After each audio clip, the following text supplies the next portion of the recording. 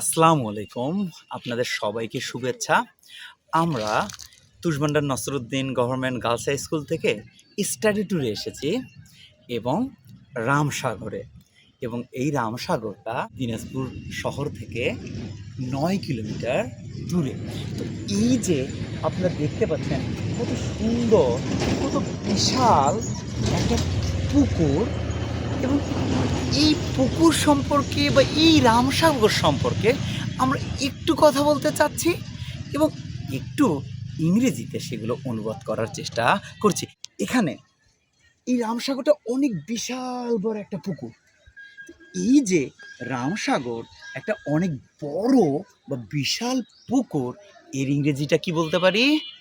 Ramsagar is a very large পন্ড।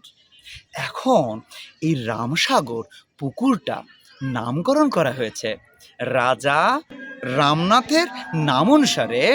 রামসাগর পুকুরটার নামকরণ করা হয়েছে। Ramsagar is named after the king Ramnath.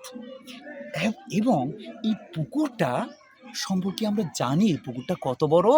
এই পুকুরটা প্রায় ১০৭ একরের মতো। তাহলে এই পুকুরটা ১০৭ একরের মতো প্রায়। এর ইংরেজি আমরা কি বলতে পারি? This pond is about 107 acres. এবং এটাকে যদি আমরা বিঘাতে বলি তাহলে কত হবে? এই পুকুরটা প্রায় ৩২৩ বিঘার মতো। This pond is about 323 বিঘাস। এবং এই রামসাগরটা তৈরি করেছিলেন বা খুঁড়েছিলেন কে? রাজা রামনাথ। মানে তার নির্দেশেই এই রামসাগরটা খনন করা হয়েছিল। তাহলে এর ইংরেজিটা আমরা কি বলতে পারি? যে এই রামসাগর খনন করা হয়েছিল রাজা রামনাথের নির্দেশ অনুযায়ী। This pond was constructed, or this pond was excavated by the king Ramnath. এবং এটা খনন করা হয়েছিল ১৭৫০ সালে।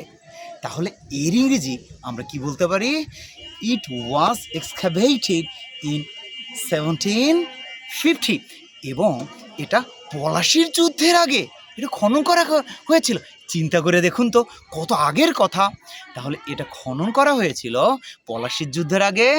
ইট was excavated before the battle of Palashi. এবং আরেকটা মজার কথা বলি, এই যে রামসাগর এটা প্রাণীদের জন্য একটা অভয়ারণ্য। তাহলে এর ইংরেজি আমরা কি বলতে পারি? This Ramsagar is a wild life sanctuary. কি বলছি? This Ramsagar is wild life sanctuary. তো কি সুন্দর, সত্যি কত চমৎকার, কি সুন্দর এই পুকুরটা, তাই না? Really how nice the pond is. আমাদের মনে হয় আমাদের গার্ডিয়ানদের উচিত তাদের সন্তানকে এমনই করে প্রকৃতির মাঝে নিয়ে আসা। We also think that the guardian should also take their children, or also should allow their children to come in the midst of nature. তো যা হোক, আমরা আসবো প্রকৃতির মাঝে। সবাই ভালো থাকবেন, সুন্দর থাকবেন। আসসালামু আলাইকুম।